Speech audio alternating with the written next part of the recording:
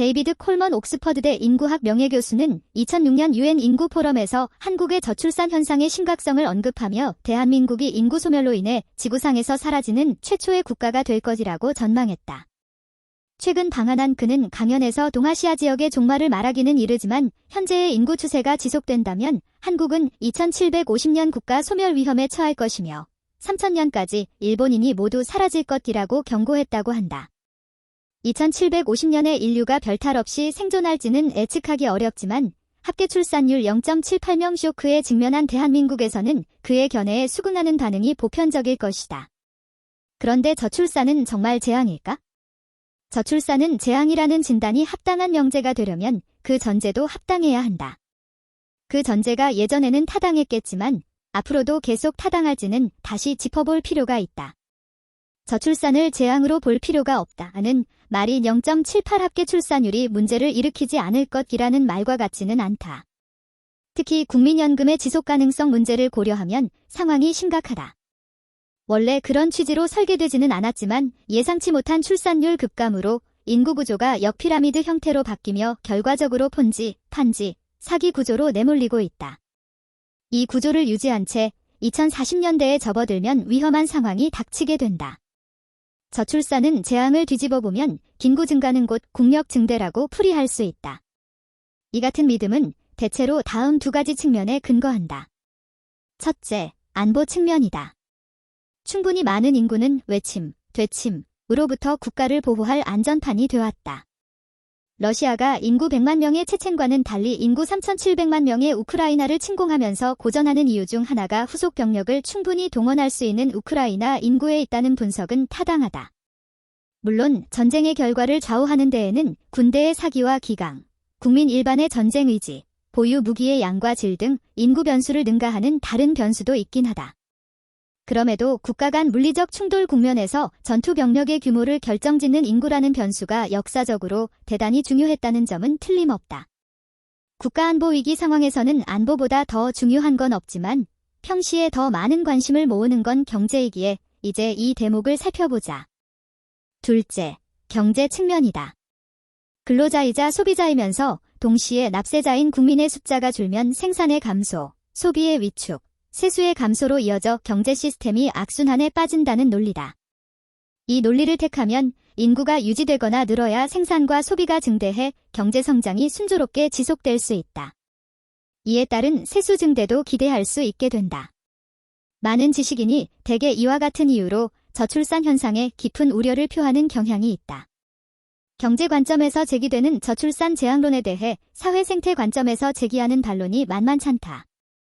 조엘 코헨 록펠러대 인구학 교수는 국제인구과학연맹 IUSSP 기구에서 인구 감소와 증가의 둔화는 인류의 이익을 가져다 준다고 주장했다. 많은 인구나 빠른 인구 증가가 번영의 필수 조건이 아니며 세계에서 가장 행복한 나라로 꼽히는 핀란드의 1인당 합계 출산율 1.39명,은 미국 1.66명, 일본 1.3명, 중국 1.26명 등과 크게 다르지 않다고 밝힌다. 인구를 안정적으로 유지하기 위해 필요한 합계 출산율은 2.1명이다. 행복한 나라는 출산율이 높을 것으로 여기면 오산이라는 얘기다. 또 인구 증가 속도가 느려지면 국내 총생산, GDP, 성장은 느려져도 1인당 GDP는 더욱 빠르게 성장한다고도 한다. 룩셈부르크, 스위스, 노르웨이, 싱가포르 등은 인구가 적지만 교육과 기술에 대한 투자로 1인당 GDP가 높은 대표적 나라들이다.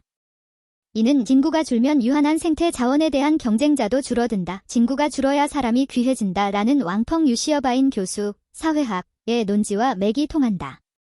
자원과 재화가 유한한 상태에선 인구가 늘지 않거나 줄어들어야 양육, 교육, 보건 등에서 1인당 투입 비용을 충분히 보장할 수 있다는 뜻이다. 중앙일보 2월 27일자 인구 감소는 축복 인구 통계 전문가의 주장 맞을까 참조. 인간의 노동력 투입이 생산량을 결정짓는 핵심 생산 요소라는 전제의 타당성은 그간 의심받을 필요가 없었다. 그러나 최근 기술 발전의 양상과 속도를 고려하면 사회 생태 관점에서뿐만 아니라 경제 관점에서도 저출산 재앙론을 기존 시각과 다른 관점으로 바라볼 필요가 생긴다. 현생 인류의 역사가 시작된 이후 20만 년간, 특히 농업이 시작된 이후 1만 년간 노동력의 원천은 인간과 일부 가축에 국한됐다. 산업혁명 이후 육체노동의 상당 부분을 기계노동이 대체해왔으나 지금도 여전히 많은 부분에서 인간의 노동력을 투입해 부가가치를 창출하고 있다. 영국의 경제학자 데이비드 리카르도는 1817년 출판한 국부의 원칙에서 토지, 노동, 자본을 생산의 3요소로 제시했다. 프랑스의 경제학자 안토안 오규스틴 쿠르노는 1838년 출판한 경제학의 연구에서 토지, 자연자원, 노동, 인간노동, 자본, 생산도구, 이 생산 과정에서 어떻게 상호작용해 경제활동을 결정하는지 수학적으로 분석했다. 이후 미국 경제학자 로버트 솔로우는 생산성 증가의 주요 원인 중 하나로 기술 발전을 꼽으며 생산요소의 기술을, 오스트리아 경제학자 조지프 슌페터는 새로운 기회를 찾아내고 위험을 감수하는 기업가 정신을 생산요소에 추가하자고 했다. 농업시대에는 다른 생산요소보다 토지의 비중과 중요성이 지금보다 훨씬 높았다. 1. 2차 산업혁명을 거쳐 3차 산업혁명인 정보화혁명, 현재의 4차 산업혁명 시대로 오면서 토지는 농업이나 부동산업 같은 특정 분야를 제외하면 경제에서 차지하는 생산요소로서의 비중이 현저히 줄었다. 1, 2, 3, 4차 산업혁명이 지나간다고 해서 비중은 줄어들지언정 농업 자체가 없어지는 것은 아니다. 지금 우리는 4차 산업혁명 시대의 여명기에 서 있다. 1, 2, 3차 산업혁명 시대를 지나왔어도 농업이 건재하듯 4차 산업혁명 시대 이후에도 제조업은 건재할 것이다. 다만 여기에 투입되는 생산요소 중 노동은 더욱 낮은 비중을 차지하는 쪽으로 바뀌어 있을 것이다. 21세기에는 제조업도 농업과 비슷한 길을 걷게 될 것이다. 농업은 1만 년 가까이 경제의 핵심을 차지하고 있다가 약 200년 전부터 핵심 산업의 지위에서 밀려났다. 농업시대가 지나도 토지가 여전히 생산요소의 하나로 남아있듯 산업시대가 지나도 인간 노동이 생산에 필요한 요소로 남아있겠지만 이전과 같은 비중일 수는 없다. 현대 농업에서 극소수 인원이 종사하면서도 생존에 필수적인 농산물이 충분히 공급될 수 있는 것처럼 미래 제조업에서는 극소수 인원이 일하면서도 필수 공산품 대부분이 공급될 수 있는 제조업의 농업화가 이루어질 것이다. 경제의 건전한 성장을 위한 제조업 일자리 증대 운운하는 처방이 조만간 얼마나 허망한 주장이 될 것인지에 대한 자각이 필요하다.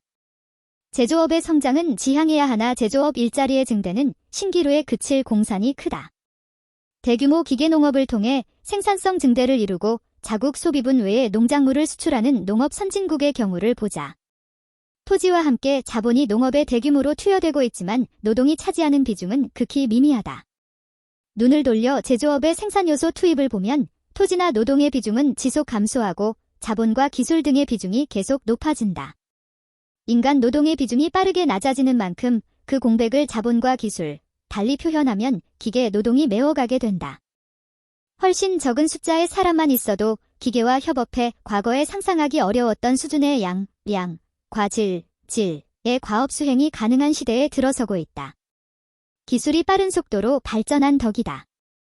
자본 여력이 있는 대기업의 생산 현장에서는 오래전부터 인간 육체 노동이 기계 노동으로 대체되는 일이 일어났다. 코로나19와 최저임금의 급격한 인상을 경험한 영세 서비스업은 어떤가? 노동 비중이 낮아지고 주문 키오스크, 조리 로봇, 서빙 로봇 도입 등 자본과 기술의 비중이 높아지는 추세가 나타났다. 챗GPT 출시로 모두가 실감하듯 지식노동에서도 기계에 의한 인간 대체가 가속화할 것이다. 대본, 디자인, 음악, 영상 작업과 같은 창의적 재능이 필요한 업종, 법률 및 회계와 같은 고급 서비스 업종, 영상의학 자료의 판독 등 고도의 전문성이 요구되는 분야에 이르기까지 지식노동에서도 기계 노동에 의한 인간 노동 대체가 빠르게 진행되고 있다. 광물과 원유를 원료 삼아 생산 설비를 거쳐 제작된 하드웨어, 제품의 시대와 반도체 전자 및 통신 장비를 거쳐 세상을 연결하고 장비를 작동시켜주는 인터넷과 소프트웨어 서비스 시대가 열렸다. 여기에 새로운 지식 노동 주체로 떠오른 인공지능이 인간 육체 노동을 대신할 로봇과 결합하고 21세기의 원유라고 불리는 데이터를 더하면 인간 노동의 비중은 더 빠른 속도로 줄게 될 것이다. 그 결과 국민소득에서 노동소득이 차지하는 비율을 뜻하는 노동소득분 배율은 줄게 된다.